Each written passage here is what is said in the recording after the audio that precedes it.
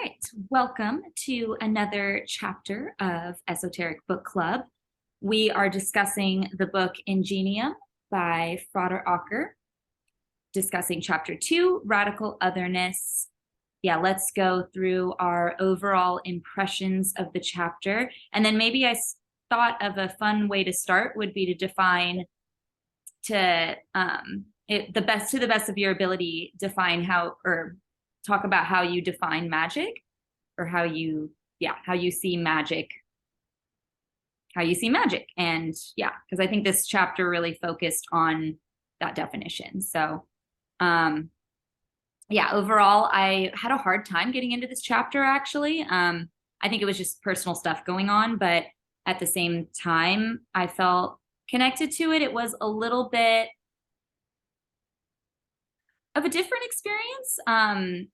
His narrative, like, I felt like some parts were really, I don't know, overly something, maybe passionate. But at the end of the day, I think by the end of the chapter, I was really connected to how he was describing his interactions with the spirits. And I really appreciated the contrast between his personal experience and his kind of historic and philosophical perspective. I thought that was very interesting. I think the parts that I thought were over something were the philosophical and or kind of historical context. Like I don't know if it was like dry or something. There were some parts of it where I'm like, okay, I'm not connecting to what he's saying. But then when he got around to the stories, I was very connected. So I think that's more so maybe how my mind works. Throughout reading the chapter, I was just defining my magical practice. Yeah, or just thinking about how I do define it and how I had a hard time in the beginning of the chapter kind of coming up with it. And then, I think he does shed light and kind of have your inspire that type of thought. We've talked about it before in circles, but I think a relationship is a really good way to put it. I mean, just more so my practice is like a lens on how I interact with reality. I would say that it's filters and allows me to interact in ways, an interaction with the world around me.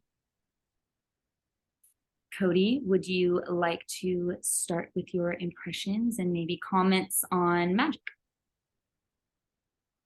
Yeah. I really love this book, and this chapter it's really great. It's giving me a lot of interesting I guess ways of being. just kind of like, I think it really challenges the reader to like really um examine um their relationship to otherness, right? Um, I think this would be a good chapter for a lot of people, not just people in magic, because I feel like it's really important this having a discussion around like how we treat otherness. I think it gets to something very really fundamental to human nature. So I think, and having and fundamental to like how we um whether or not we suffer, like the question of suffering, like, and what that means. And I really like his perspective, and it's getting me to like, it's a lot of this stuff in this and other stuff I'm reading, and like other work, I've been working through Holy Heretics by Frater Acher. It's really getting like, I feel like it's challenging a lot of my like um assumptions about my craft as like an acupuncturist, actually. And other things as well. But um I the whole nature of healing, and this chapter in particular, like the talk about pathos, and thinking about the other words that use the root of pathos, like pathology, but we'll get into that. So I think it's just really like, this stuff is really inspiring and interesting to me as a healer, or as someone who's explored medicine a lot. I think has a lot to say.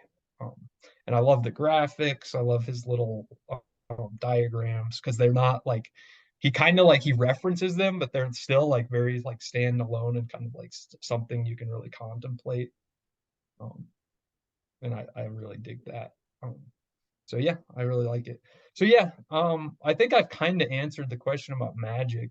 Um, I think it's a practice of relationship, and that this chapter is really hitting that home for me is how to like improve relationships and in relationship in like all relationships, which is pretty much all existence, and like how the reflecting how myself is in relationship and how that's reciprocal self creation, with other um and uh and I think magic is just about exploring those relationships.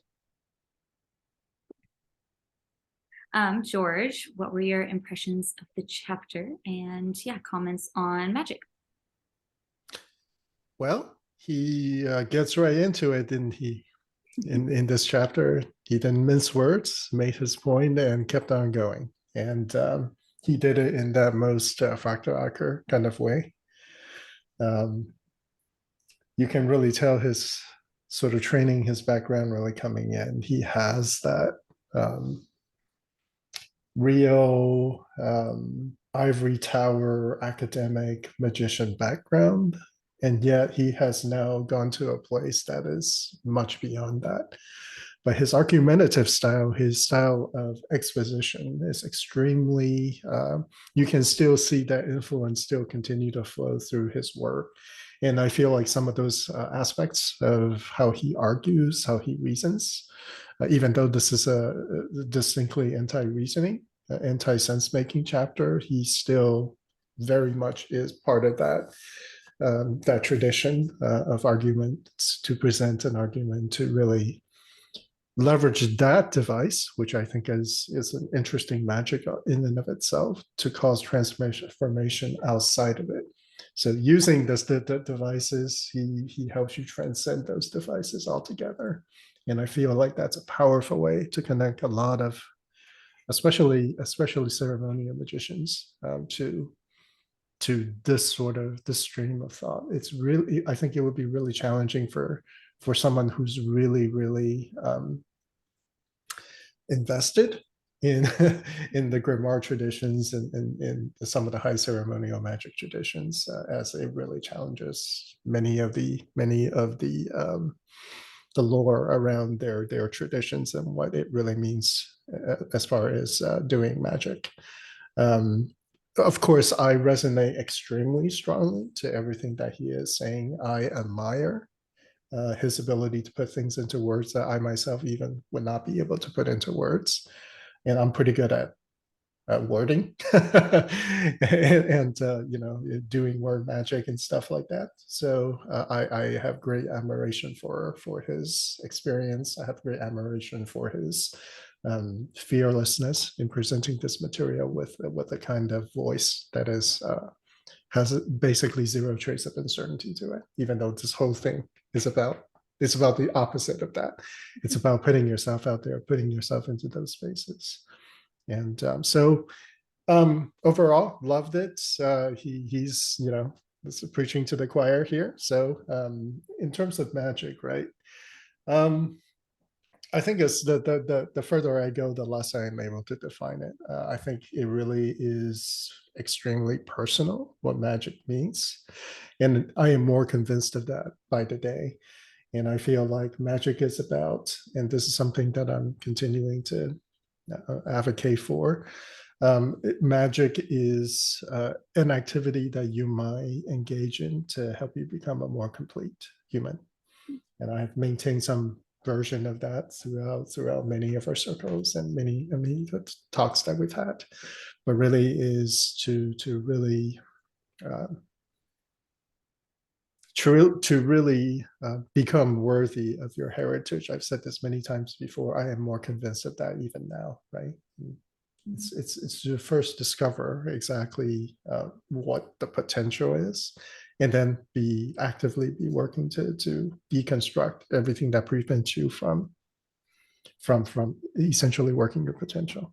Mm. So that is probably my best definition of magic in the most personal way. Mm. Yeah, beautiful. Awesome. Britannia, yeah, how did you enjoy this chapter? And yeah, comments on magic. I really loved this chapter. It was a pretty easy read for me. I loved his description of like the radical otherness. I loved the diagram and exposition of the whole interpenetration of like the spheres and the relationships. I mean, the focus on relationships alone, and then the awareness of the spheres. I love that. His I guess excerpts on the experiences with spirits truly align with a lot of the shamanism that I've encountered, whether reading or like, you know, interacting. It's really cool to feel like I'm walking in the right direction, knowledge wise. I really love where he goes with everything too, because he like George and Cody have said, like he operates outside of that system of like the Solemic like system of like teaching, and he does like focus heavily on like your experience and the experience of the otherness. And I really like that because I feel like it is refocusing you back on what is important, what is magic, what is that moment. And that it's kind of like it just reminds me of like across the board with yoga and with any like meditation or anything, like it's kind of brought me back to like a really rooted place in all of my practices, just like reading this book and then kind of having that thought ruminating, especially with my magic. Lately it's been really good. Yeah, so I love it very much. Cool. Cool. Well, then let's get into it. Yeah, he started with a bang, right? Let's see. I think he first goes into, yeah, goetic versus, I mean, not versus, but, you know, Solomonic magic and how, yeah, breaking the idol, raising the demon. So goes right into that. How did we feel? Okay, and then so the diagram on page 68, right? Like I think it was leading into this, the first part of this book. Yeah, I like how he talks about like the inherent paradox of having to like wrestle between like basically what you're taught and learned and like what your work and experience actually is. I don't know. I really like how he kind of brings it back to that whole like personal accountability and responsibility of like sifting through the information through these lenses. Like having, I don't know, having this resource is amazing, but just even the idea of like coming at magic text with this not like with this knowledge and this perspective, I think helps a lot. Yeah. With deciding where it works for you and like what it means to you. Yeah, I love mind mapping, which I think, I mean, that's kind of a tech phrase, right? Different types of, I don't know if it's, I mean, mind mapping, I don't know, but I used to use like a lot of lucid charts, and I just love like creating like, if this, then that, you know, and little graphs like that. So that this is really cool for that. I didn't sense, I mean, I sensed that he had a clear, yeah, argument, or not argument, but clear perspective here, but I also appreciated that there wasn't so much judgment all the way. Like he does say what is maybe a more relational way of interacting with magic, but I think even these diagrams, like you still have orthodox education that can, like, it still provides you with a substantial practice, which I really like. You know, it's not as discrediting as I think maybe some of the like haters might think of this book. I think he's coming from a more neutral perspective, but just kind of giving it as like, if you want, you know, having a raw interaction with these spirits is probably not, you know, going to happen in an orthodox way as much as you think it is happening, right? Does everybody agree with that, or am I kind of off base there? Yeah. And actually, like, judging by just how he, like, a lot of his other writings and stuff, how he engages a lot of different material, because he's like, he engages all these Christian mystics. He engages all, like, really old desert father stuff. So he engages it with in that solo practitioner way, like taking what what works and what makes sense and leaving whatever else out. And that's kind of what he's encouraging us to do. He's encouraging us to be our own, our own, on our Agents, own right? solo, yeah, agent. Yeah, and then, but of course he like denies agency in a sense in this chapter too, but that's later.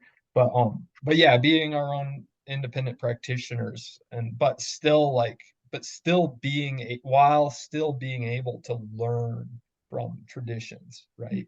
Still being able to get the richness of the tradition. So it is this fine line of, and you all talked about this really well last week, is like the fine line of what an adept is, like taking being able to like hold the tradition and being very well versed in the traditional knowledge, but then making it your own. So it's kind of like how to, like, even from a beginner standpoint, like embrace adepthood in a sense, like, or embrace that, because he's all about being the solo practitioner. So it's like it's really hard to just fully commit to a tradition when you're a solo practitioner. So you have to, like, I don't know, I think he's giving really good tools for going at this as a practitioner without like a teacher, without a community. Agreed.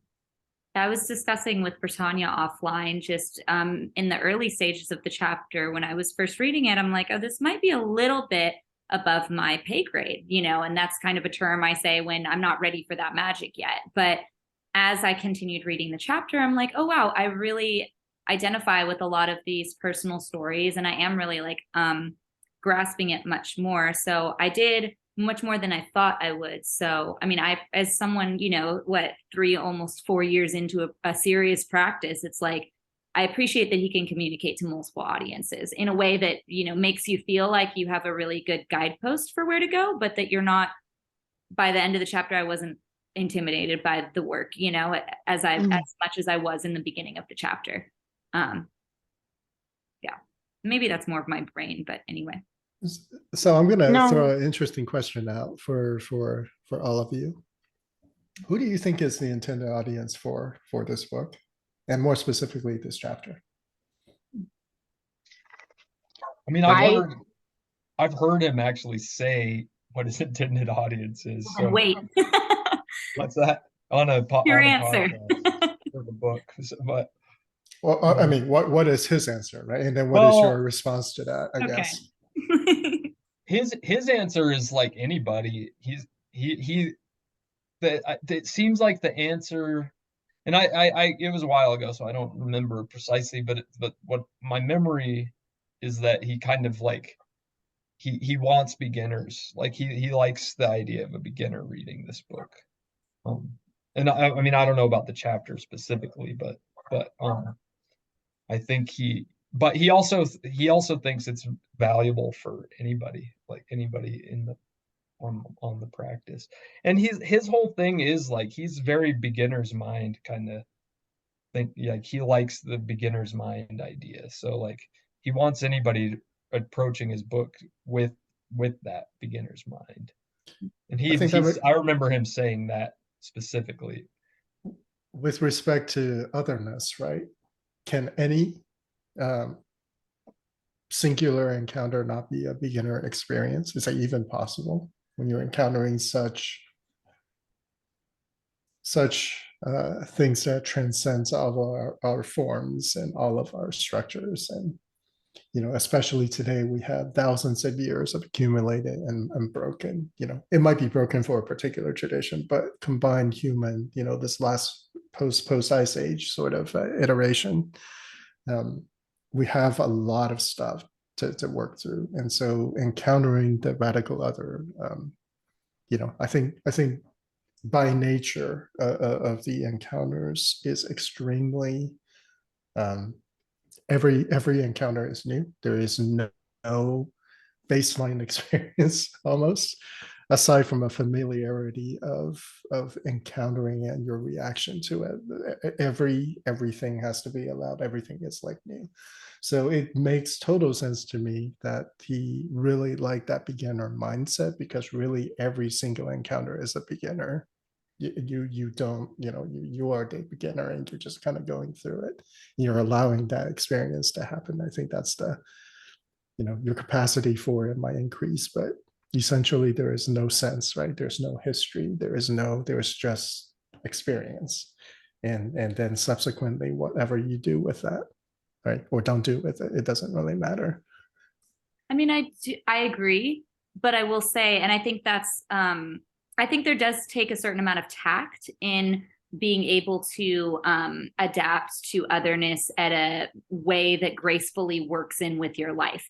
That maybe for some people that are really resistant to change or don't like to explore these kind of ideas, it would be really hard to adapt in that way. And I think that's just how much, I mean, that's at least with my experience with otherness, some having being, and I guess it depends on the experience but I think it takes a bit to understand how to integrate those ideas successfully into your life. And sometimes you can thrall people into something that they're not really ready for all the way. I think anybody picking up this book, even if it's just given to you, I think that there's going to be an intentional kind of reason for you reading this type of book in some capacity. So I think for the most part, because of the content, the person would be adaptable to it. But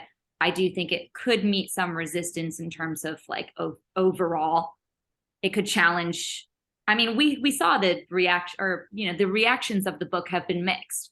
So I do think that there is a lot of challenging ideas that aren't received well.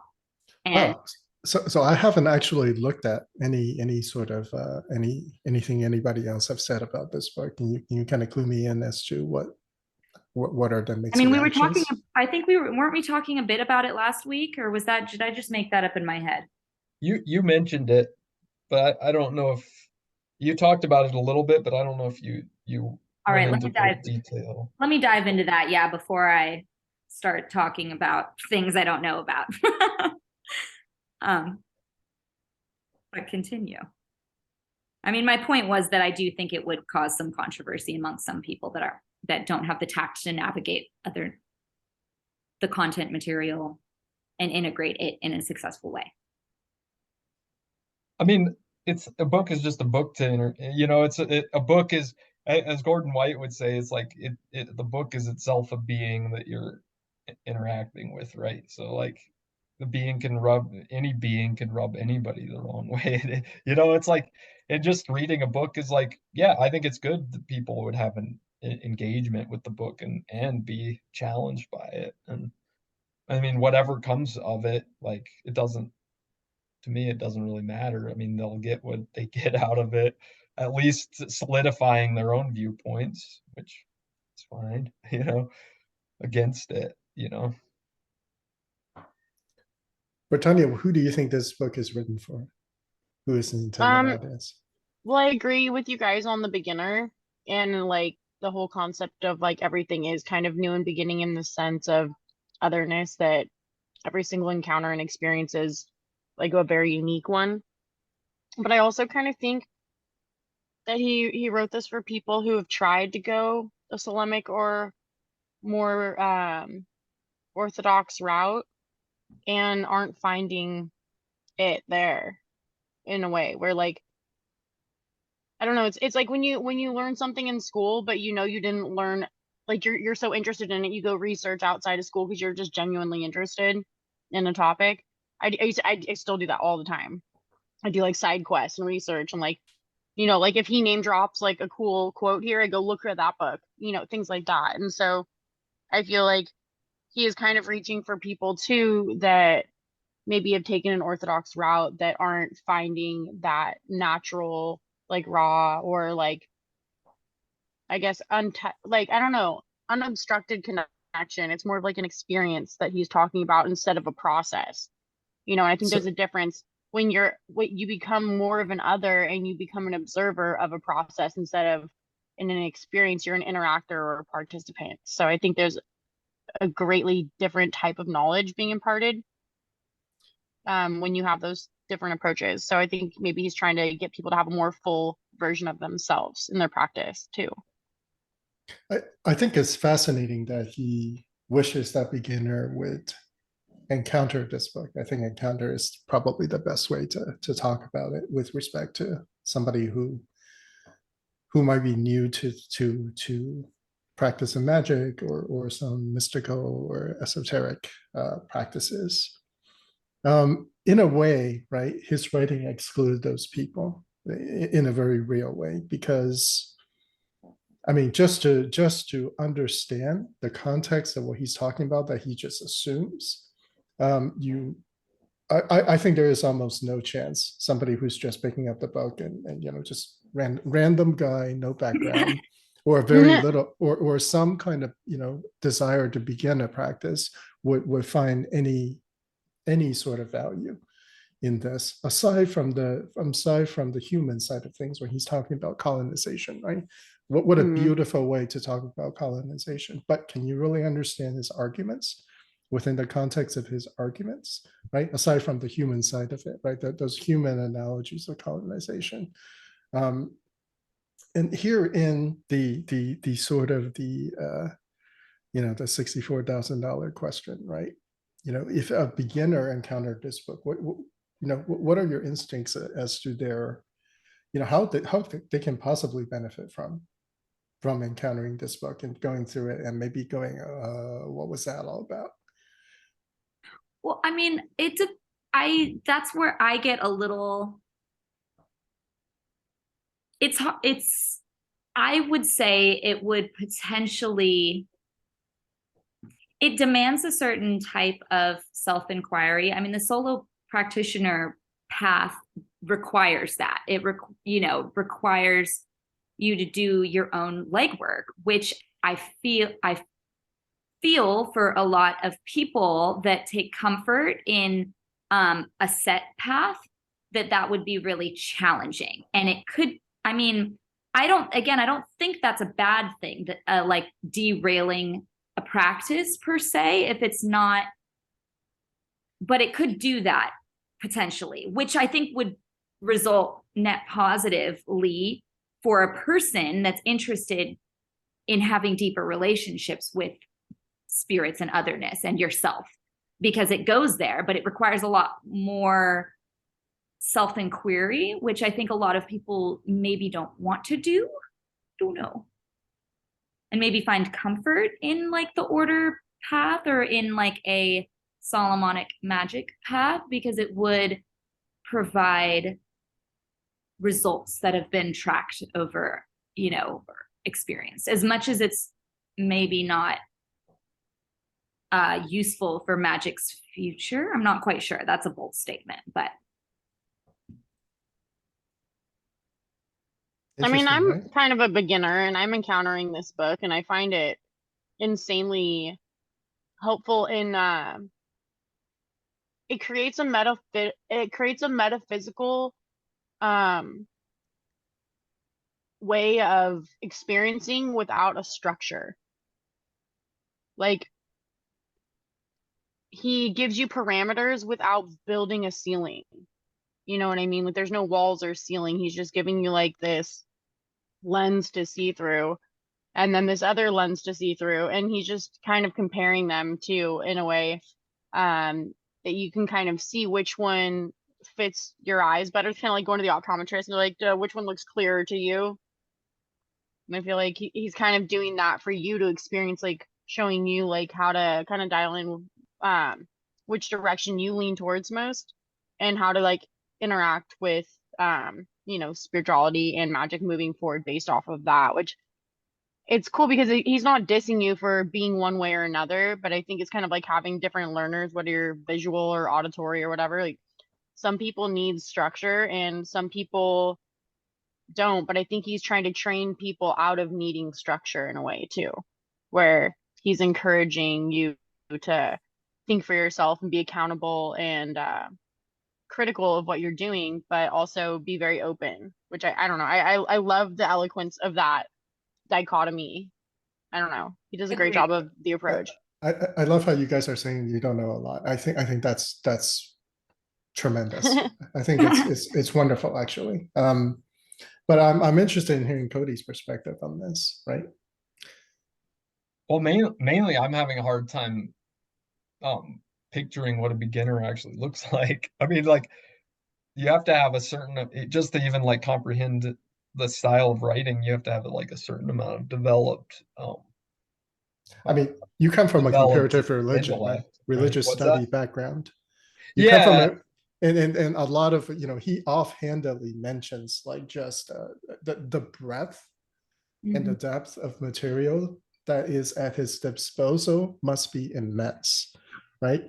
I mean, I know you can just go to a library and research some of these references, but to know that they exist and to reference them in some kind of holistic way, I think it's amazing. But Yeah. I mean, how realistic is it for someone without some kind of philosophical, deeply philosophical, right up to the 20th century, in mid 20th century, actually, um, or a deeply, or like you just spend a long time doing like esoteric type of stuff, and you have some experiences to cast some kind of personal structure to what he's saying. You know, I guess that's why I'm really curious as to, you know, Yeah. if his hope is for beginners, like what beginner? What I Yeah. mean, you know, it's like Well, It I does think over. beginners to people maybe like people who maybe have like some good sense of the like philosophical background, have like are like maybe well educated, but like not haven't really dived into magical or mystical practice yet. And I think this book could be valuable for that. Like if they're ready to, if someone has like um some good background of history and has read has like fairly well read, and maybe someone who's even read a number of like mystical books, like maybe studied a little bit of Buddhism or something, but not actually practiced, like yeah. read some basic Buddhist texts or something, or even some like self-help books around that. But I mean, like a total beginner would be like someone who has none of that. And I don't think this book is all for that, but I think there's some background that needs, but not, I don't think someone has to have dived into um magical practice yet to get So, something out of this book. so if I may, I'm going to offer two observations. First, my answer to that question, perhaps this is a fractal reflection of encountering something as a beginner that is entirely other to you. So this entire sort of perspective that you encountering and you cannot make sense of it, maybe actually supports what he is actually saying in this chapter, right? If you're sort of approaching it from that perspective, the book is a fractal of itself in its argument. But on the other hand, I'm going to offer a criticism that I noticed that a lot of people who are very advanced at anything, when they start writing books that elucidates beyond what people can absorb, it can actually cause more harm than good. That's what Um, yeah. yeah. The reason for that is he himself went through the system to reach the place where he can begin to reach mastery of this material. And he turns around then talking about the limitations of that, the essentially recognition of this tradition, these systems of training that eventually is supposed to lead you to the similar kinds of place where you can like then, you know, readily agree with what this book is saying when you're reading it. So many people have accessed these sort of experiences and download it into them and start to develop a similar sort of worldview perspective, I certainly have benefited from all of those traditional ways of doing it, to a point at which I can begin to say, you know what, it's time to integrate, right? It's time to personalize. It's time for me to expand my boundaries. But it is because of the traditions. It's because of the experiences I've had. I would say in the beginning, it's more important to have positive experiences. And then beyond a certain point, it's more important to have negative experiences. But you have both of those going through traditional training. And it does provide a structure for someone who is already in a world of overlapping structures to provide you that ladder to climb out of that hole, right? Even if the ladder is, it's overly simplistic, or just do this a billion times, right? There is value in that. The reason why those prescriptions work is because they are designed to take you from where you are to a different place, whatever that place is. And that, and he is not unique in this. I've observed this in many different fields where the master, in his attempt to try to accelerate you, stop recognizing the value of the system from which he reached mastery. And this is my overwhelming criticism of this chapter, even though, of course, he's preaching to the choir, right? For me, it's really important to not confuse pedagogy with the rightness of pedagogy. Let's say that all you ever have to do in your job is work a calculator, and somebody makes you learn mathematics. Is it wrong to make you work mathematics, even though it has nothing to do with your job? Kind of the same sort of feel instinct is I would have to say that if I had one criticism, that's the one that immediately jumped out at me.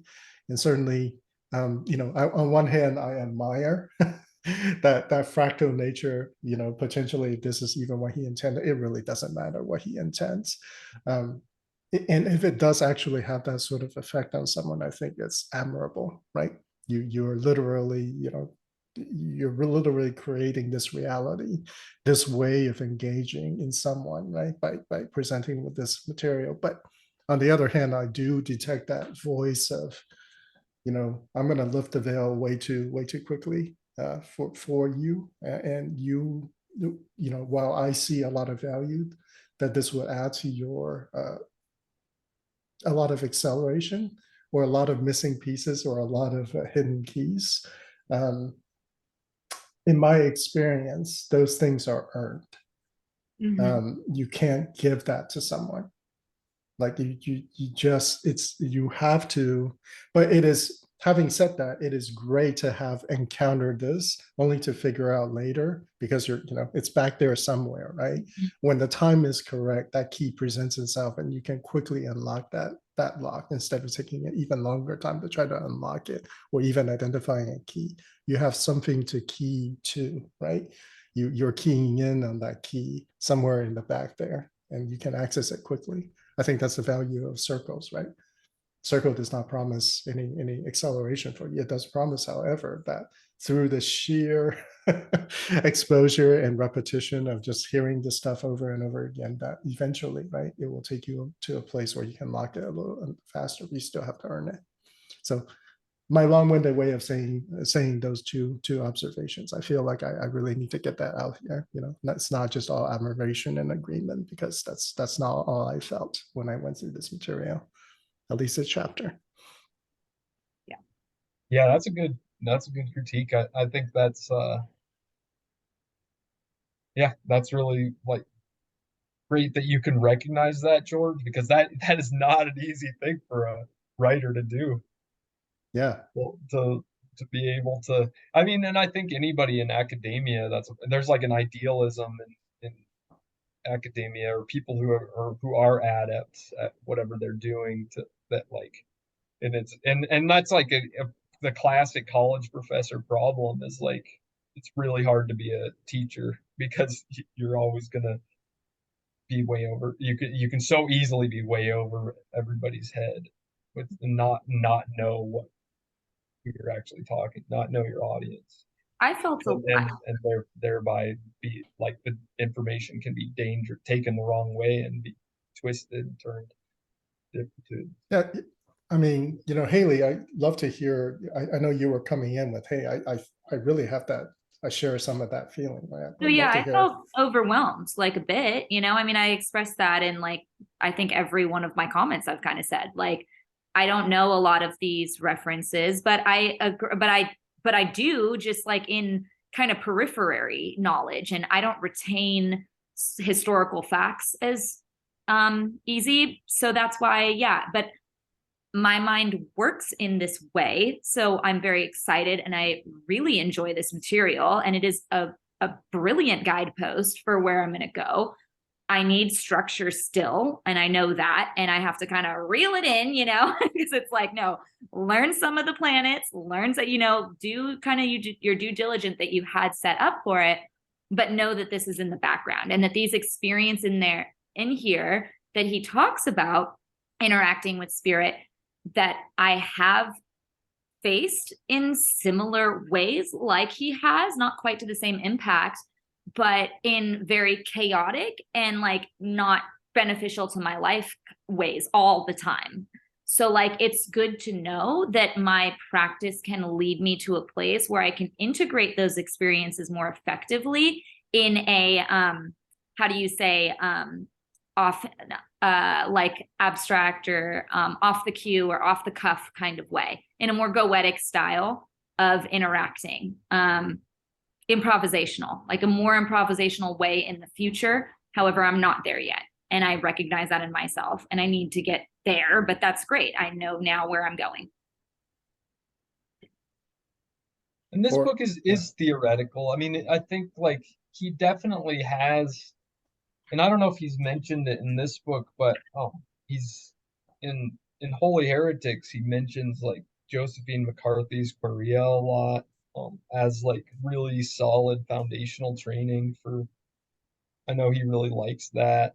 I know he likes the school in bulk. So like he's not like telling people not to get this like traditional. So I think like this book goes along really well to like with like some foundational training, like as adjunctive theory. So like, yeah, I mean, jumping into this book without having some practice probably isn't such a great idea. But and by the way, Todd Hint, you guys were talking about Todd Hint, the publisher. It's Josephine McCarthy's publishing. Oh, really? Yeah. Yeah. They're pretty tight. So yeah. Oh, I think he does mention her in this chapter. He says he does. I asked her about this operation. I think it was that operation where he summoned what was it? Sekhmet. Sekhmet. Yeah. That was so beautiful. Jeez. And it fucked him up. Yeah. Yeah. Yeah. And yeah, see, I want to get into some of that for sure. That's really interesting. Cody, no, you don't. Well, no, I mean not get not get cancer, right? But I know what you mean. Well, let's talk about it, because that's the next section. Britannia, did you have something to say? I thought you were. No. Okay. I'm good. Okay, I thought you were gonna. I thought you had to say. Just didn't want to cut anybody off. So exercising, yeah. Can I just read the quote to like finish off this section? Because I love this quote. For the mountain of magic does not want to be ascended; it wants to be lived with. The very notion of ascent is underpinned by implicitly colonialist undertones of conquest, competition, and human takeover. Yeah. The topography loses its ontological reality, its integrity as an ecosystem in itself or of itself, and is turned into narcissistic mirror of human agents, human agendas. I think that like sums up his position really well. And that's a very like post-colonial, like progressive. So I think like conservatives would really react to this chapter based on that. Well, if there was any one statement that would be the perfect criticism of the previous book that we read, it would be that statement right there. I don't think I could have written a better, like, scathing criticism, and all of our instincts indicate it as well, right? We ourselves felt this, well, that book is really out of time. But what are some of those instincts that we're having? I think very specifically, they're like this, we have moved to a different place. I certainly would not say we have advanced, but as a collective, we have moved to a different place in our discussion about colonialism. Our thoughts have changed around that, as well as with power structures and the organizations of which, and how we respond to that. And there is the reaction to that by the power structure, and then there's the reaction to that by all the other powers that are occurring as a counterbalance to that. But I think the previous book, I think our greatest instinctual problem with it is exactly the statement that he just made, in that most of us have gone on to a discussion more about this non-assent sort of idea, and as opposed to like a wider breadth or a more complexity of interaction and inclusion as a fundamental concept of reality, really. And I feel like, thank you, Cody, for like reading that, because that's exactly what it is for me about the last book. Yeah. Integration. We're integrating people. And that gets into his, the discussion of otherness now. Like, then we live with others all pervading, right? Well, let me ask you guys a question, since we're in the other section now. I'd love to hear you guys' comment or reactions to his examples of other encounter. Is it similar to yours? Do you encounter in this way? I'm fascinated. Yes, and enjoyed. I mean, I feel like, he has more interaction than maybe, no, that's not true. The dream one, I've experienced kind of a bit of like pretty really similarly, pretty recently actually, which is interesting. Because it was a benevolent, or how do you say, not benevolent, it was neither good nor evil spirit. Brittany and I had a good discussion around it, and it didn't have any care whether it delivered good or bad information. It was just like, here you go. And I had to test it. I like pushed it and did a whole thing, and it was like a lucid dream. So like walking in my room, same layout, and I offered it water. So I feel like it kind of went through some of the similar things there. The other ones, less so. What is telluric? Earthly. Oh. Earthbound. Okay. Yeah, earth spirit, earthiness. Okay. Yeah. But I related heavily to all of his examples. But I think he goes a step farther in them because of just the nature of his practice. And I'm just now starting to kind of explore, having more interactions with spirits as I get more comfortable in those spaces again. I think I haven't had a lot of really visceral feeling contact with the other, but I think what's interesting is even the amount of, and this is something that felt a little bit self-contradictory to me about his message, is that even his amount of detail in contacting with others seems like he's doing some of that, turning the other into the you, there, then, instead of the it, where, when, not letting it just be what it is a little bit. And he admits that a little bit, he says, you know, but I feel like it's hard. It's like, how do we encounter the other and make any sense of it at all without doing some of that? You know, like once we've made any sense of it, once we've like put it down in our journal, or even like made like turned it into like the hairy green monster that he defined, like that's kind of creating that, like turning it into that and not letting it entirely be its other. And you can't like you can't let it just be entirely its other with any comprehension, right? Because it's like, or because it's even completely other, right? or even the ability to perceive it. I think there must be some compromise for experience, because most of us are not, um, how shall I say this, fully realized.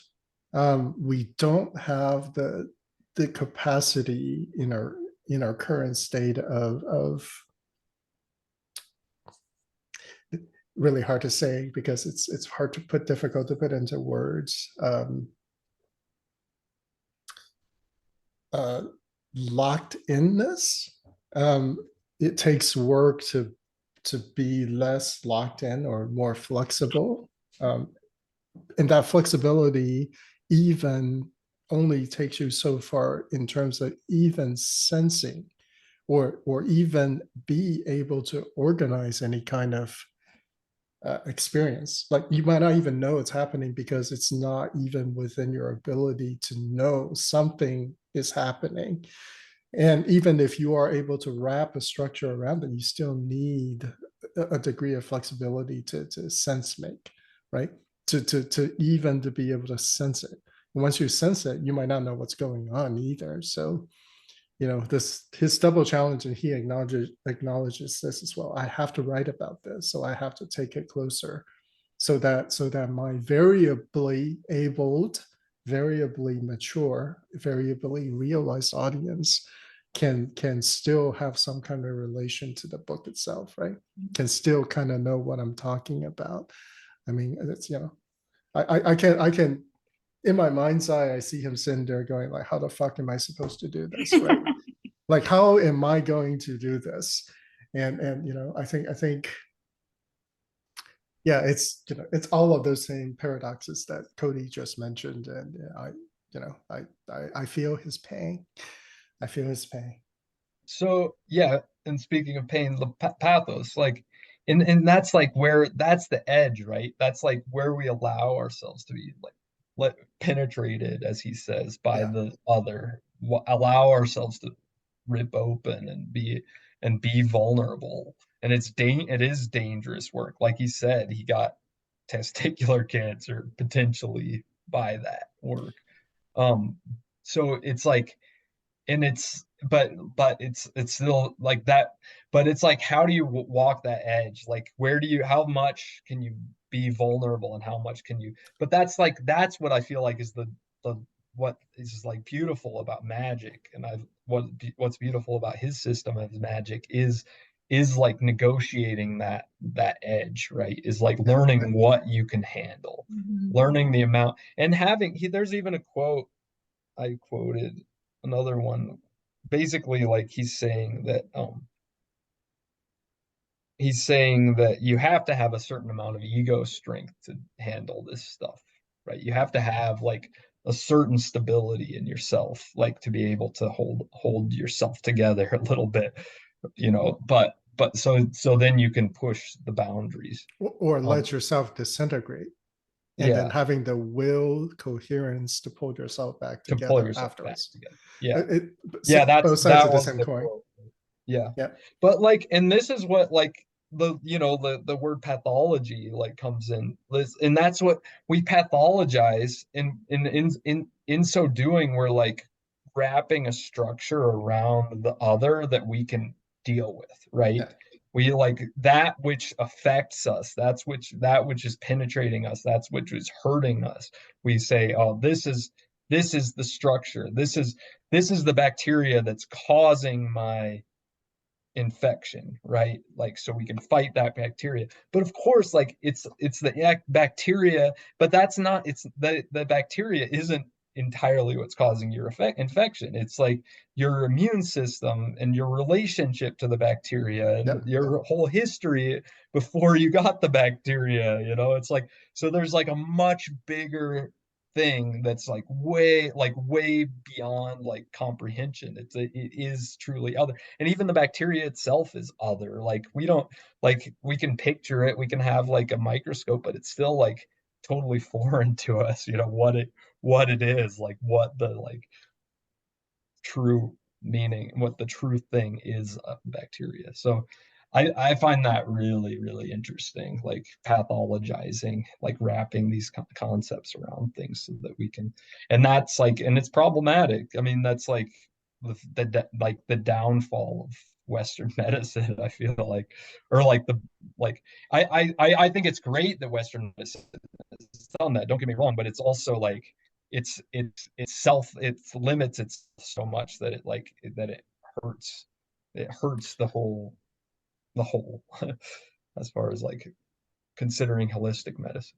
There's a Oh, lot to be said about this. I could, yeah, I'm trying to condense it. Yeah. A book like this, you encounter it in esoterica, right? Magical thinking and all of this stuff. It gives me hope for actually, as you were mentioning it, right? The thought occurred to me that encountering people in magic who are now saying stuff like this, and it's in the zeitgeist, a lot of people are saying stuff like this, gives me hope for medicine, right? Western medicine, equally monumental orthodoxy, inflexible system. But if it can happen in magic, then it can absolutely, somebody's going to come along and say this about in the beautiful, succinct, and mind-blowing way about Western medicine and radically transform it. As with all things, I feel like Western medicine is simply going through it's working itself to its natural sort of conclusion for this stage of its development, right? And so it does require the kind of absolute dumb, how dumb it is. It has to see it reflected back on itself before it can reach for that higher plateau, right? And so as somebody who, as all of us really, who are in close observance of the patterns of creation and destruction, those things become very much like to the center, right? You understand finally that you can't rush things. Like there's a rhythm to all of these things working themselves out, and the only unknown is whether the chaos will get the better of us, right, in the process. But we can't even see beyond like the destruction. Maybe that's another larger creation cycle. And this, I think when you start to encounter magic in such a way, you start less wanting to control and more wants to harmonize, right? Or to work within the system or to play your part, which is today very much what, sort of my take on my practice is. It's really better recognition of those patterns, or at least my perception of them. May be right, may be wrong, but I recognize that I need to participate as opposed to try to control it in my own little tiny little sphere. Yeah. So, Britannia, I see you nodding profusely. You're muted. We'd love to hear from you. Oh yeah, I just agree with everything you're saying. Yeah. What you said too is very, like, the interaction I had with the spirit, it was like that as well. We sat on the couch and we were just, it was drinking its water, and I'm all, okay, what do we do now? Like, I'm like just staring at this thing, like, you're in my room. Like, what do we do? And then I'm like, ask it a question, ask it like something. So I asked it like a question about like love. And it was just like, really? Like, okay, yeah, probably. Like, I don't know. And it's like, well, why don't you look over here? And then pointed me to like the void at the center of our like galaxy, and was like, you should just go in that direction and like dive into that more. And then like basically I like fell into it and then like expanded out into it, and then was sitting that back there looking at it. And it was like, all right, we're done here. Like, I'm gonna go now. And it took a while it took like a few, like it was like a couple weeks before I felt like not super depressed or something. Like it felt like I had just like dove into the center of, it was diving into the void, nothing, but in such a like viscerally like stomach dropping kind of way that it like took me a while to like whiplash back into like being kind of like emotionally okay again, especially because the question that I asked it about love, the answer was like just made me feel like really stupid for asking it, or like it wasn't really important and something. So I was like, oh, I didn't know. Like, it's hard to know how to react with those things. And again, grateful for this type of book because it gets your mind in the framework so that when you have those type of interactions that kind of happen spontaneously in my life, you can be prepared for what type of, for how to allow the spirit to be itself and to know like in what, and not that you need to control the direction, but just like I had no idea even what I could relate to it with. So I tried something and then it tried something, and we just kind of crossed paths there. So yeah, I think this book sheds light to the framework around those type of interactions, which is really important for early practices, but also like you can't dive into those without like, some sort of structural practice beforehand.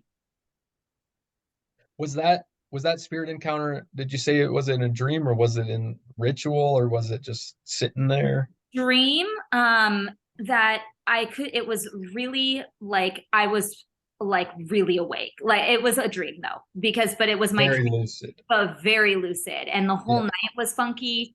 I had sleep paralysis and was sweaty, and then shook out of my body and went to the side of my bed. Yeah, went over to my fireplace, and then I saw it, and it was like, this pimple glob with like big antler, like one big antler ear that sprung out, and it was really short and had stubby chicken legs.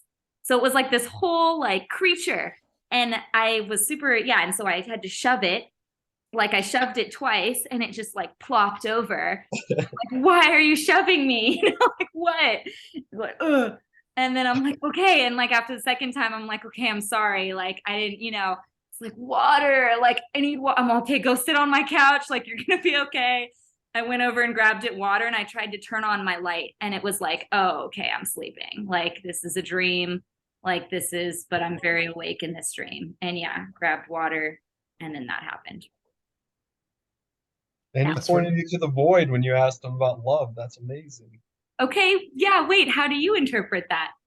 I think that's amazing. Like, I think that's like, and actually, like, I can't help but like think of the work in the Holy Heretics book, because like the whole first section that I'm only through like some of the first section is like encountering with the void, basically, and encountering, it's like encountering God as neither nor, is like this like it's like, and he like the first chapter is like the path of agnosis, which is, I think, like awesome. I love it. But like, so it's like, and it is like, and it's preparing you to like jump into the abyss as like, and as in like God's love, or like, and so I feel like in God, it's like in God's embrace, or in the embrace of divinity, or whatever it is, like, but it's void. It's like, it's the emptiness. It's like you're not there.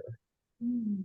So that's kind of, so to me, that like that relates to like, I don't know, God Okay, is love good. or something. I don't know.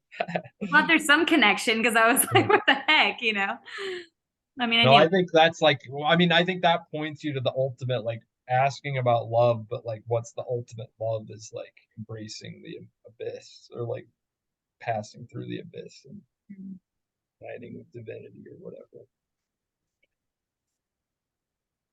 Yeah. Yeah, agreed. Cool. It can't have the form that you have, that there's love, like and that reminds me of what George has always like questioned about, like God is love. You can't say God is love. God is love and God isn't love. That's kind of a lot of what like this first section of this book is talks about it a lot. Interesting. You know, Like, it's you can certainly make a case for sense making, right?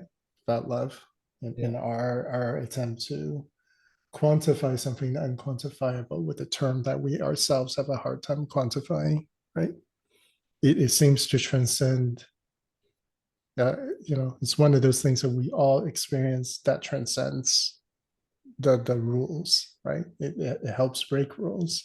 I think that's why we gravitate to terms that are like love to describe it, but at the same time, right? It's a very sense-making word in the most nonsensical way, I guess. It's about as far as we can go to you know to put a label on the numinous without radically destroying any sense of structure that we have built up over a very long time. Mhm. Yeah, Hmm. all of which is encapsulated in pointing to the void, right? But I also would say at the same time having, and I'll get back to you, Cody, because I think it's interesting that you say what you say. But in terms of encountering other, right, is do you know what you encountered? And how do you know that? In some ways, right, this chapter suggests you might not ever be able to comprehend, and only through experientially that you experience something that it has a reality to you, right? And that something might happen, but you might never know. It could not also be for you. It could be something that necessarily had to happen through you, through your experience, and you can never comprehend what that is because it's way beyond you, or you simply cannot comprehend it. But what I wanted to say to Cody was that, you know, you strongly identify with nature and all of the complexity of nature and all of the hard to understand stuff in nature. And I know you mentioned that it's, you know, you don't tend to encounter quite this way, but I would argue that encountering nature is one of the most like the greatest 12th grade education on this, much more so than any ceremonial magic can ever be, because ceremonial magic is essentially a way to simplify and refactor out the natural component in a controlled environment so we can work with it anywhere, anytime, right? As opposed to actually we have to step outside and actually go take a walk and do work. And so it's like an abstraction of nature in some sense. It's abstraction of an interaction, abstraction of a relationship, all of those things in abstract. So in some ways, ceremonial magic really, if you look at it from that lens, is preparation for you to be able to go out and handle the complexities that you find in the sort of relationship happening all at once in the infinite variety of interactions, and yet still has this overall structure to it. And so I just found that interesting when you say, oh, I don't kind of encounter, but I would argue you do, like in like the most like immediate way. And you're totally comfortable in it too. Like, it's just like certain part of you go away and like certain other part just takes over and you're like in it and you're like, this is cool, right? To the degree that I think if you died in an avalanche, you'd be like, okay, like you'd be like, this is cool, right? I'm here in the greatness of nature, and I'm good with it, as opposed to dying in a car accident, like to put it in the most grossest of terms.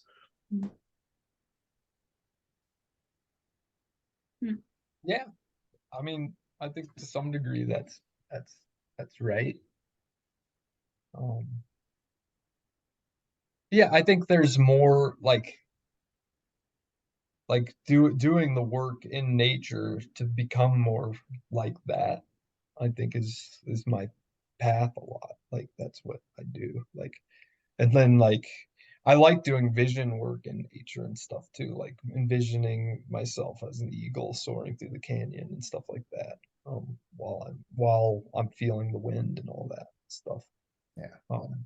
So I think that's really good stuff to do in nature. So and encountering, and I do I I've always kind of, I liked the idea of like dancing with spirits. So like just take like just encountering whatever the like feelings and the images that I'm getting in my like imaginal while like in the woods or something, and then like just moving with it and just letting it pass and not really making sense of it beyond that much. I think that's really fun work.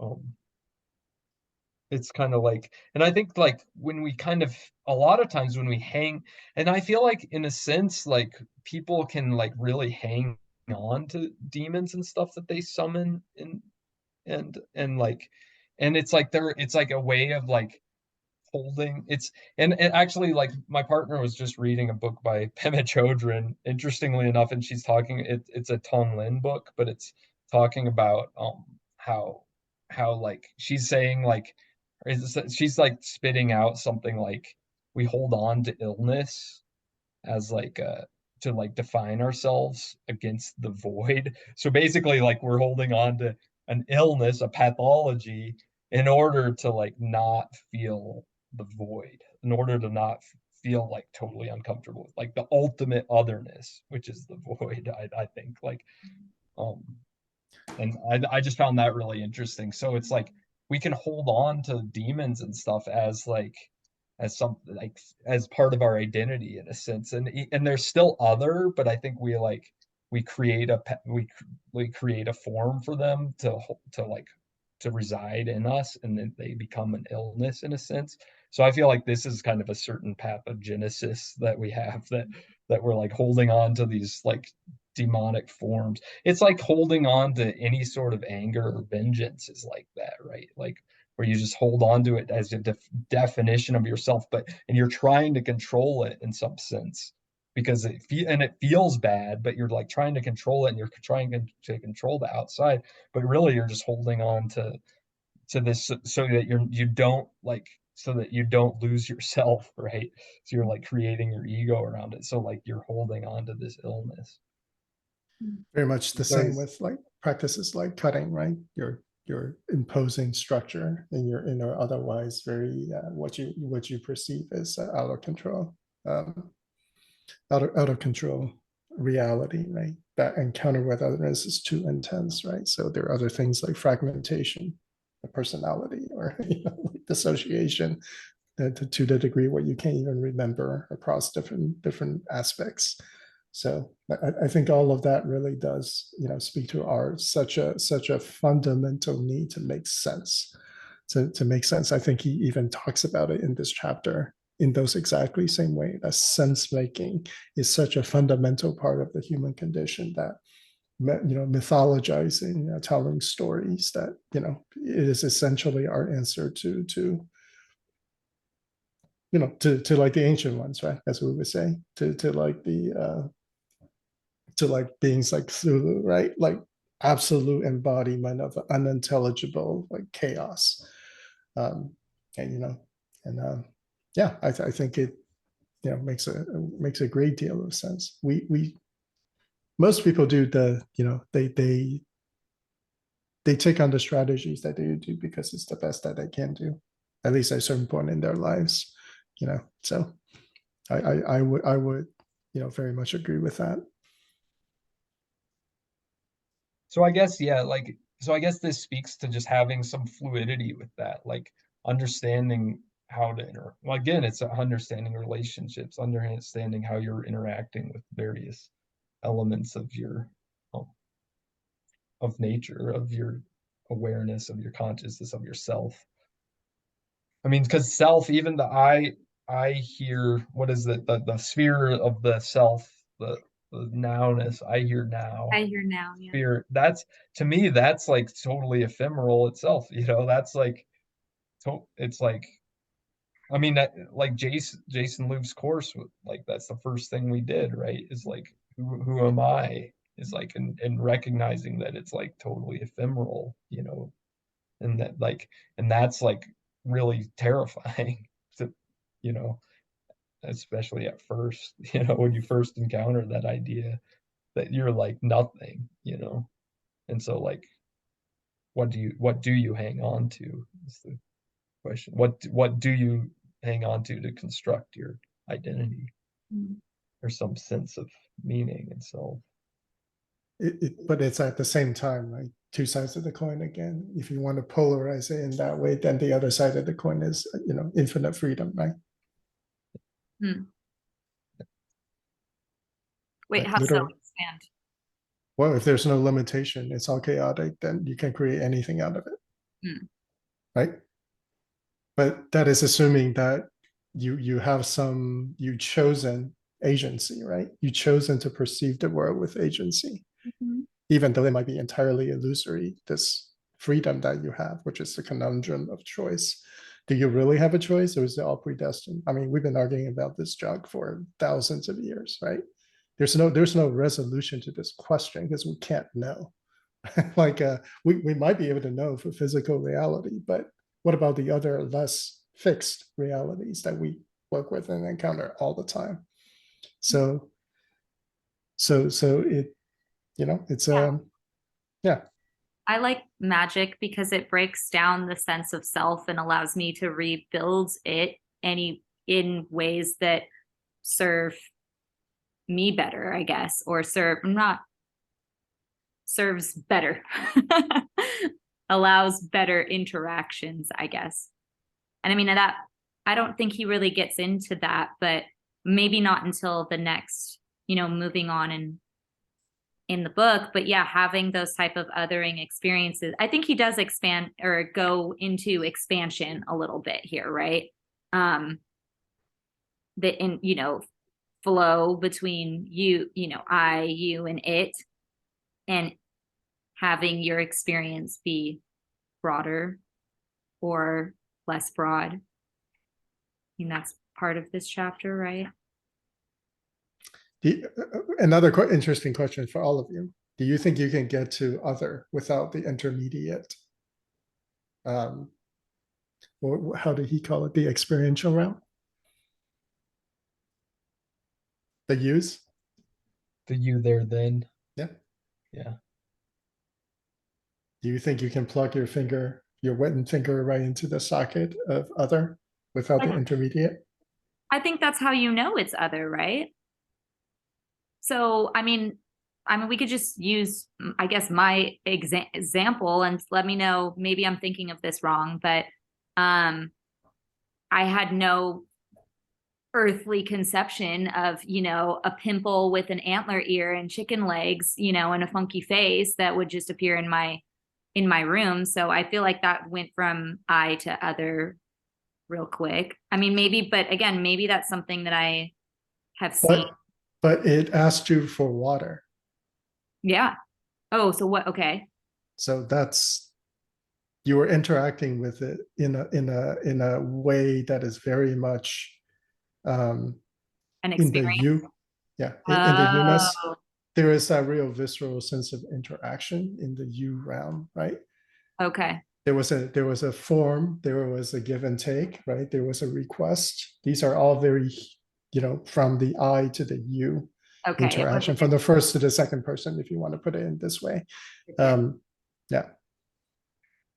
Okay, good. No. I think kind of in a specific way. I think it depends on the interaction, because sometimes you go places or are interacting with things on their terms, and their terms are, I mean, for lack of a better phrase, like unknown or like uncharted or incomprehensible. And they take a form that they can't, if they have to take a form, they take a form that's a way of interacting with you best. So they're putting, like he was saying, that he fears that like a lot of the spirits probably like put a lot of intention or like energy in interacting with him because they have to like bring themselves to a level in which they can interact and interface. But if you're willing to have that kind of interaction with the void, then you can interact more on the terms of the experience than you or I, because both of those kind of disintegrate and the rules don't need to be there because you don't need to apply them to kind of experience the thing.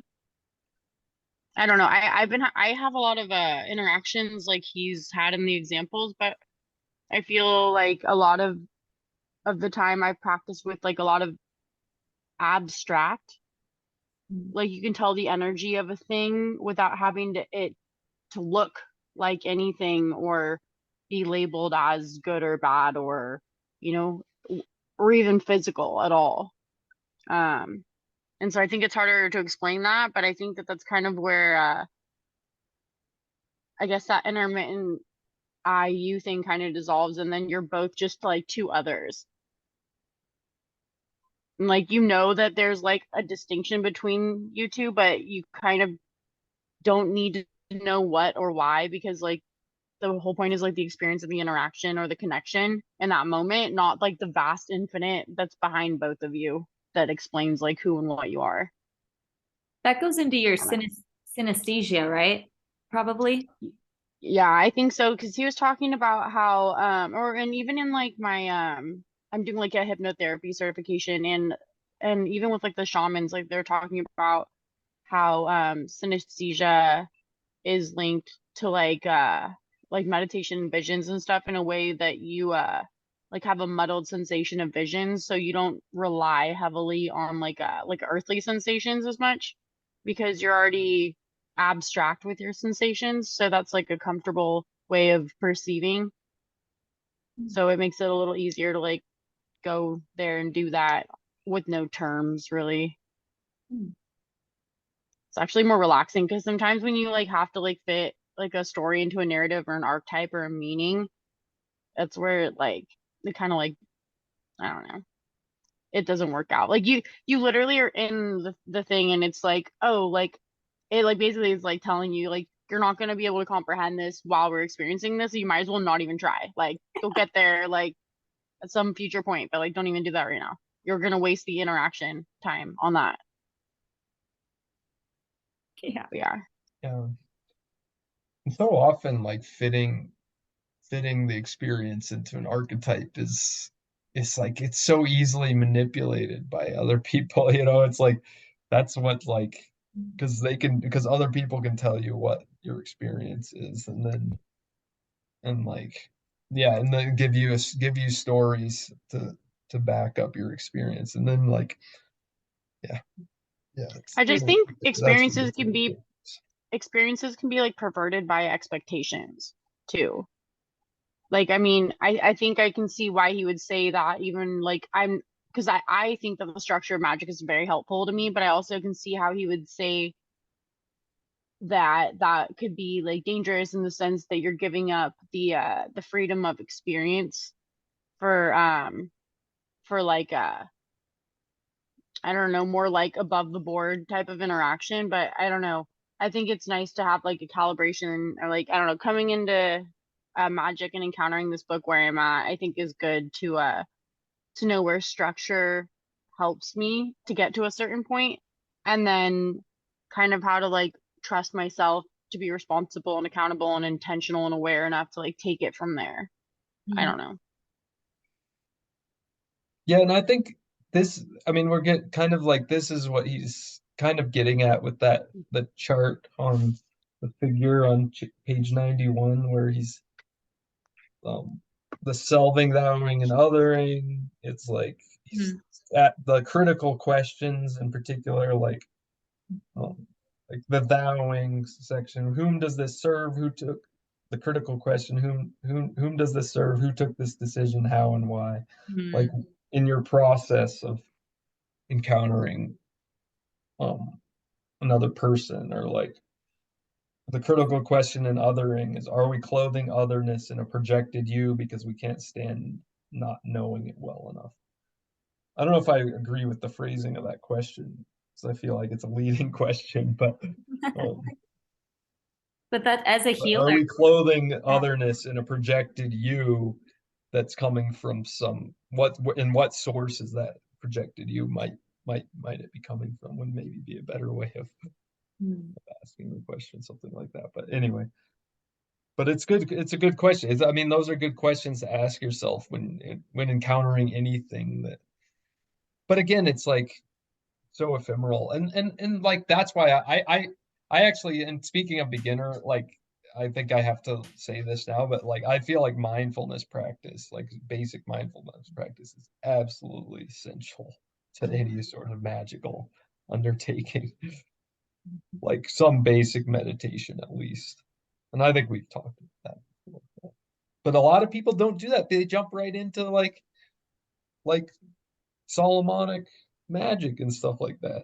That's, to me, that's crazy. Because then they're not able to even, or like some kind of shamanic stuff, because then you're not able to ask these basic, you're not able to at least like start approaching these questions with Well, some sort of self-awareness. once again, right? Well, I, I I think it's important to recognize that everybody has their approach, and that what we call the threshold guardians or gatekeepers will provide you the right kind of feedback, and even that for someone can be a value, if they survive it, can be a valuable like orienting kind of experience, like in their experiential sort of bag of tricks that they can then later on try to make sense of. I think it's really difficult, that the paradox is with chaos, right? With inability to sense make. There's no way to build that castle in the sky that you then subsequently like elevate yourself from. And once again, this goes back to the structure, maybe some kind of structure in place just so that you can orient yourself. I think this is exactly the same thinking design that goes into basic elemental rituals as some of the first activities that you learn, because it gives you that a basic framework around which you can build your castle in the sky, right? It literally is putting that first block in the air and saying this is solid, and you operate as if it's solid, right? And then you can start building upward, and it gives you that structure. And even if it's like you don't have the tools to kind of get whatever it is that you're looking for out of that ritual, at least you have the experience as to what happened after, right? I'm never discouraging of anyone looking to experience, right? I only offer the caution that I hope you survive your experience, just to give it a bit more gravity before the exploration. But I never. To me, it is. I am not here to tell you. I'm not your dad. I'm not here to tell you what you can and cannot do. I am, however, able to offer just some sense shaping, or some sensing, so maybe lend you some gravity to what you're about to do.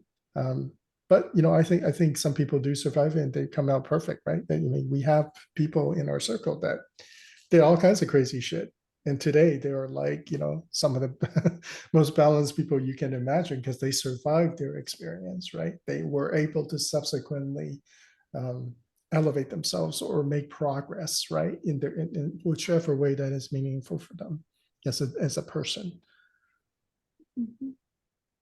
Yeah, I appreciate that. But yeah, sometimes I can get on my high horse a little bit there, get a little bit sanctimonious there.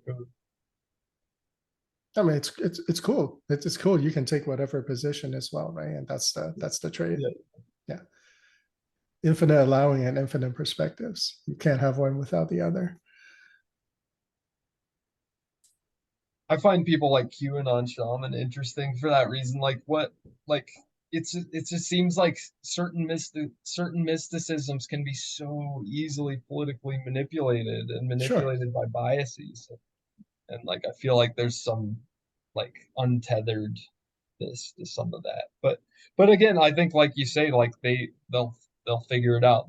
Their gatekeepers will make it work or not for them. But yeah.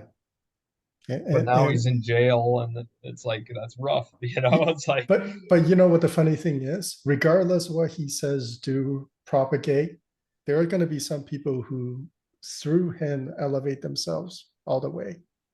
Like, the messenger and the quality of that messenger has absolutely no bearing upon the sort of the sort of thing that they propagate, and you never know what combination that those people who receive there is going to receive other messages as well that might put them on that path of elevation. Is this the Kundalini thing? No, it's the guy who The like QAnon guy. the QAnon guy who had the horns in the Oh, Capitol, you okay. know, Okay. and he like saw these visions and like, yeah, whatever. That Well, drove him to want to like storm the Capitol and all that. yeah. And the security, yeah, the footage, yeah. Yeah. All the stuff of the footage of the tour through it and like what, like we don't even know what happened in any part of it. Like it's so nuts, the whole, I don't know, thing. But Well, I watched like the storming of the Capitol on live feeds from people's cell phones on Discord, nice. so you Oh, could yeah. like actually see what was happening. But yeah, that guy has a crazy backstory, like you were saying with like his visions and all that stuff. I don't know. I think sometimes people tap into things that are bigger than themselves and they get swept up in its gravity and they think that there's a role for them to play in it. And if they think that, then they're going to act on it because that's their experience. So Yeah. that's why people do what they do when it comes to like, I don't know, like, I don't know if you guys have ever heard of the Integratron out in California, but it's like a structurally, acoustically perfect building, and it's built like a dome. And this guy named like Van Tassel, he said he received a message from like an alien or like a spirit that told him where and how to build this thing. And he built this entire structure out of wood, not a single piece of metal in it. So it's acoustically like perfect. Like you can whisper in one corner and it sounds like it's in your ear when you're standing on the other side of the room. And underneath the building happens to be three of like the oldest underground rivers in like California, all converging. And like he nailed it. Like it looks like a middle of nowhere place in the middle of the desert. And then he like has this amazing building on top of there, and they do like sound baths there and stuff. But Yeah. I don't know. I think that there's certain guidance that people like get tapped into, but like this guy has a crazy backstory. They thought he was like working with like Russian spy intelligence. So like he went and like lived under he made like a base under a rock out in the desert to live in. And then like the government found him out there and like firebombed him out. Like he has like this crazy story. Well, But I mean, sorry. Didn't they release footage of him walk like with him in security?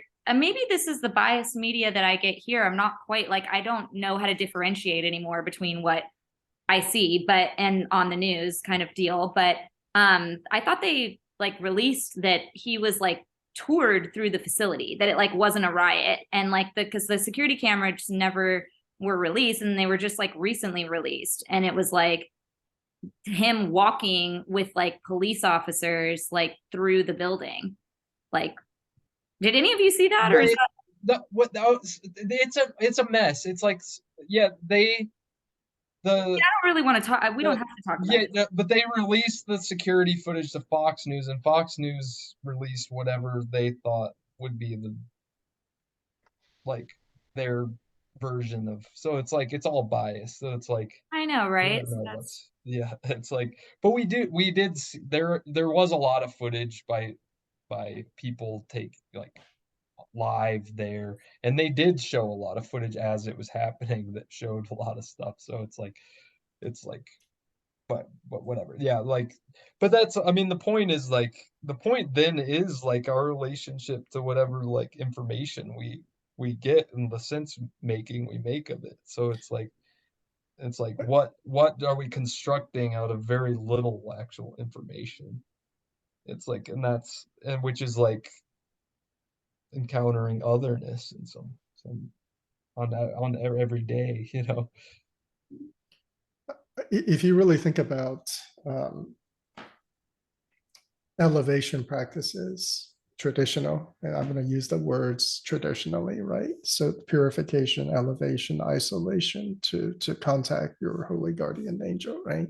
Subsequently, when you do contact your holy guardian angel, you encounter the abyss or one abyss, in which it might be giving you instructions to do things that are entirely beyond your comprehension as to why you're doing it, right? And so the choice there is, do I proceed or not? And do I continue to proceed with continual instructions, right? It goes right to the heart of what he's talking about in this chapter, which is that otherness, and how much do you risk And I often talk about this in terms of the abyss, right? You are right on the edge of it. You know what is required of you, would you jump or not?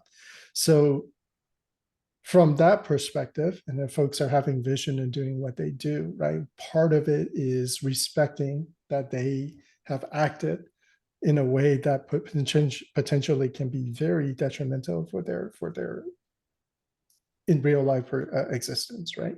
They're honoring that connection to what they're seeing, hearing, reacting to, visioning, and that they're following through on that. So in one sense, the magician is not doing anything different if he's engaging in practices such as encountering the holy guardian angel, and then subsequently actually the sort of action union, right? Acting out of that place of pure guidance, regardless of anything that's going on outside. So we got to be real careful, like when we are looking at it and start making cultural judgments about that, because they could be serving a much larger purpose at the same time, right? Recognizing that there needs to be consequences that comes to them as a result of our social agreement, right? We agree that as a society we value the following things. If you do this, then this other thing will happen, right? That is the agreement. So it's complex. There are no easy answers to that. And we need to be careful when we're judging others on what they do and how they do it, not because of any, not because of, for example, ethics that are thrusted upon us or programmed into us by the culture. At the same time, recognizing fully that there are consequences to those actions that they have taken, and that it is the same consequences that you will experience when you truly honor your practice, right? I'm not saying that that's going to happen to you or that you're going to be acting in a way that's counter to your culture, but it is likely that you're going to be countering something that, and because your normalness, the thing that prevented you from access, is also the thing that held you back. So it is likely that in honoring its request to you in some way, you will be transcending, you will be breaking free from some of the constraints, right? You choose to follow guidance.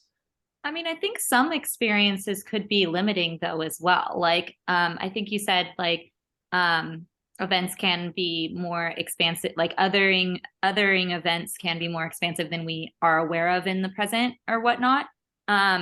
It can also be as, I mean, like he says in this diagram, it could be equally as like, limiting or like repulsion, expulsion, destruction. And I think a lot, like some of visionary othering experiences I've maybe not othering, but vowing experiences that I've had, have been limiting, I think. And, limiting to who?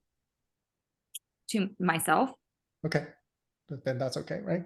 Yeah. Then, I mean, well, yeah. I mean, it led to some. Not to you, but to ultimately, right? If there is a plan and you're part of that plan, right? Joan of Arc, right? Hey, this is what I'm going to do, right? Because God told me so, right? And she went and did this thing. Ultimately, right? And you could argue that it was limiting to her I-ness, right?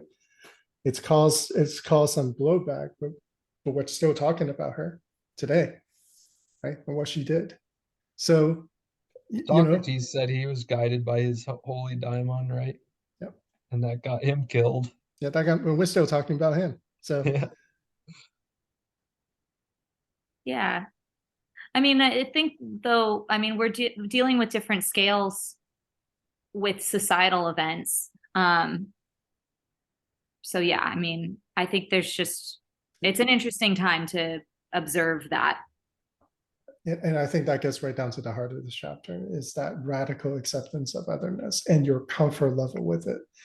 And I think it's something that you have to, it's theoretically, you can just know this concept and you can just go, yeah, radical acceptance, right? Like, but when it comes right down to it, right? Doing anything difficult, like even like physical things like stretching, right? You're not going to be able to abide with the stretch without conditioning, without getting used to. And then subsequently, you slowly work yourself up to a certain level of tolerance. Same with the will, right? The exercising of the will, you have to work yourself up to that.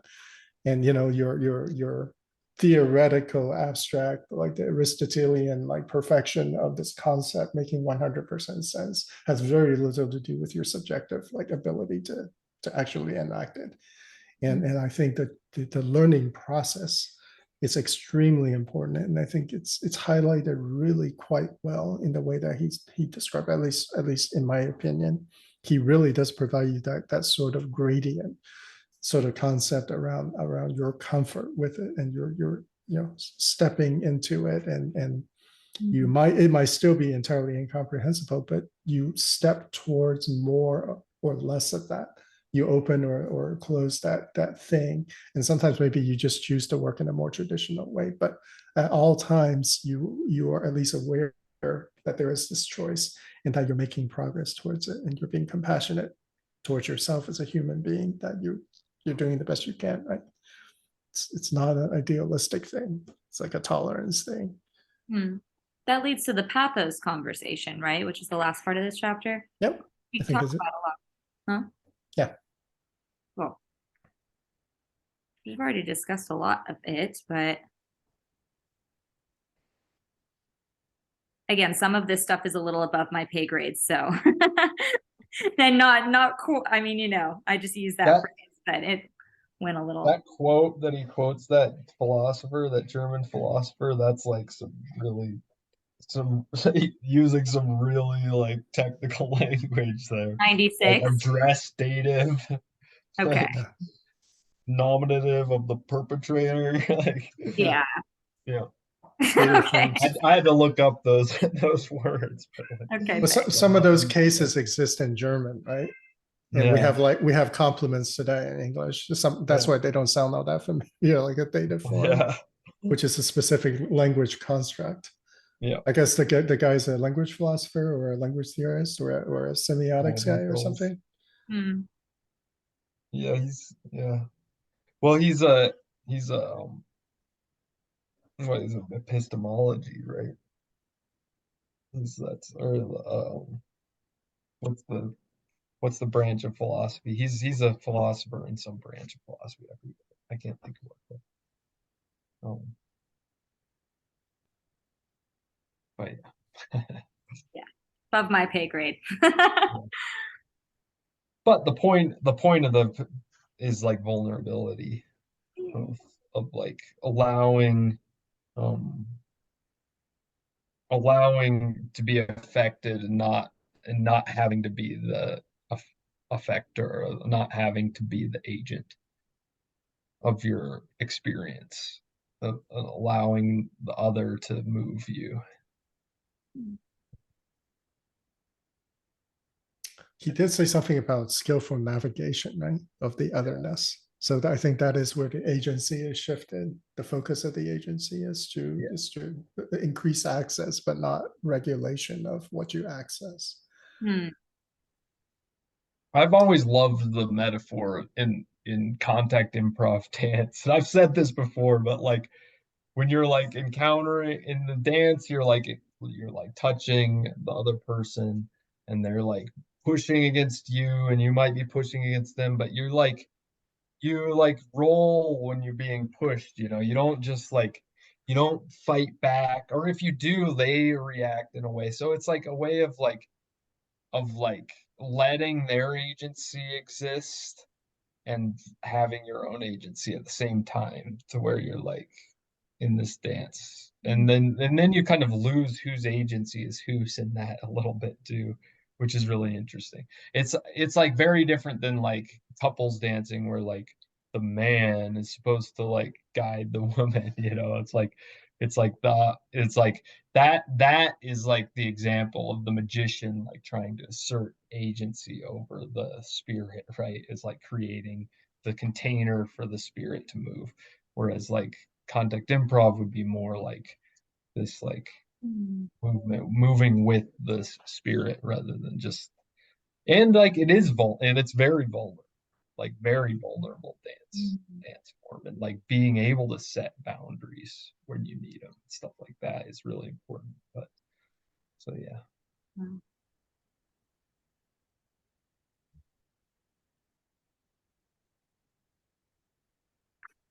Cool. So yeah, then he concludes with his Sekhmet experience, which was brilliant. And yeah, Josephine McCarthy helped. I think set this, yeah, the very helped me to clear. So page 100, Josephine McCarthy, in the course of my preparation for this moment, Josephine McCarthy had helped me clearly see the various stages I had to go through in order to pull the illness from her body. That's just, it's so cool that this is, yeah, possible. I mean, I haven't heard as vivid of a story like this. I don't think we've never encountered any story like this in our reading, right? I mean, in this book that I'm reading, the shamanic voices, there's like a lot of stories with like healing, with interactions of like spirits, neither good nor evil, or just like the way that they have to interact with other people's, like spirits with like what spheres they're willing to go to, or like, I don't know, whatever's going on. I don't know. There's a lot of parallels in like that interaction, the healing and like the depth and the abstractness, but the very like the abstractness gives room for the vast like answer that's required.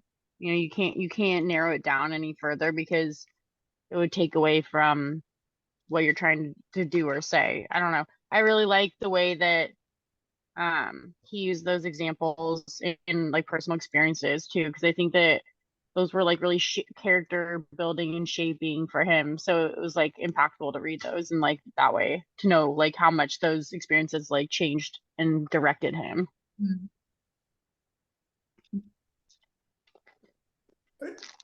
One of the things that really stood out and impressed me about this chapter is he is reminding the audience that this is a perspective that is actually common in the baseline human experience, and we've learned to make it uncommon, right, through the subsequent indoctrination of where we are at as a world, really, as a world culture. And I really do appreciate that he mentions that explicitly, that it is actually common, right? It is common for humans to not be able to make sense of things, and it's out of that we started to build all the structure to try to manage it, to control it, to shape it, or at least shape it from our own perspective in our own storytelling. Really gets you to think about the nature of our reality as we are experiencing it now and how real it is, right? I think huge part of this, the huge part of what he is communicating is how much you have to allow otherness to pervade or seep into this, to break you free from this extremely oppressive, extremely locked in, sort of almost Byzantine like indoctrination or worldview. And that's really, but at the end of it, we find a return to a more, I don't want to use utopian terms. It's not what I want to suggest, but more atavistic sort of way of perceiving the world that is perhaps including more aspects of ourselves that we no longer use. Yeah, I think that's how I want to put it right now. It's fascinating. I think I like the crutches as a system sort of comments that he keeps on making. I love that. I love that sort of commentary on things that are, Grimoire tradition, right? Solomonic magic. He just basically just very quickly put them in their place, right? From this world of view, anyway. Yeah, I'll read a little bit. Last page 103 of the chapter. Working magic without crutches up on that tightrope is a most worthwhile venture. Call it a science or art, skill or craft, whatever you like. The simple truth is, for every step you make, your blood is changed, and yet you will pay for it in blood. Echoes return immediately or never, tomorrow or in your past. For time is of no concern. In the moments when we are with the spirits. Yeah. What each of these encounters, however, teach us is that our human world has not only internal borders, but swims with an ocean of external ones. The world we know of is anything but all-encompassing. In fact, it is only held in place through its many border spheres to otherness, which both elude integration and yet hold the promise of a beyond. Perfect lead into the next chapter, which is on the inner tools of magic, and we'll discuss next time. Yeah.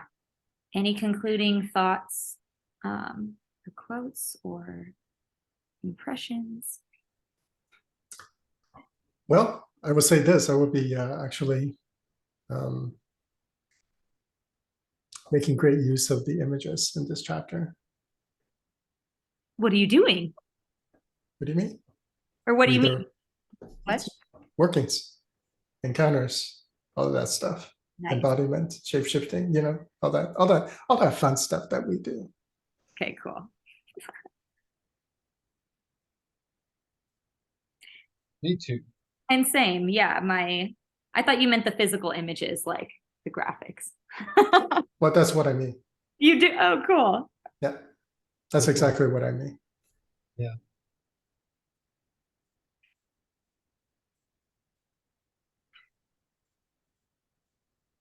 Yeah, Because they're great. they're great. I actually found myself like as I'm reading, I encounter one of these, like even the ones where there's like diagrams and he's like indicating arrows. I just find myself like for 20 minutes just like looking at the like just being pulled in, right? Like just I have to like intentionally like pull myself back out so that I can finish reading. But that's basically what I wanted to do. Like and it's great that the content of the text is actually you know, it vibes with me, or else I think I would have never finished this chapter. I think I would just be looking at the images, like working with the images, just going places. Props to Joseph Uccello. Yeah, Ooh. excellent. Just great. I've seen images that look very much like that in other works. Maybe he included some images in some of his other books. Sorry. Just this style of graphics I've seen before, and it's wow, it's you know, some pretty intricate line work and some of that stuff. Cool. Beautiful. Yeah. Definitely a physical representation for something that you can't put into words, like complexity and movement wise and depth wise and ambiguity wise, but Yeah, somehow it seems so familiar and like timeless. like when I look at it, right? Like, you know, they start moving on me. Like, you know, there's movement. I you know, it just like it's like it's a snapshot, and like it, all of a sudden there's movement, and I just, you know, I'm just entranced by like the movement, and you know, I'm being pulled in, and you know, that stuff just starts happening, right? So yeah. Yeah, the back cover keeps being upright wherever I place it, and I have So you glance at it. I glance at it. Well, I keep thinking it's dirty, or I like spilt something on it, and I have to like take a second look and then like really look at it to make sure it's like clean and nice. And then I'm like, oh wait, it's the painting, and I get entranced as well. So Yeah. I need to dive into that a little bit more because I keep thinking there's like dirt, Yeah. but it's not. It's like beautiful. I love the like wildness coming out of the top of the pentagram and that back cover. Trippy. All right. Till Yeah, next there's like time. little drawings like that in my shaman book. Ooh, in your shaman book. Yeah. That's just like that they try to like make like representations of the spirits and like the realms and like which or like the ways they travel to get there. Like I don't know, it's like the image is like a memory map of like how to get somewhere. But yeah, anyways. Okay, I'm gonna stop Extremely recording. cool. Till next time, viewers.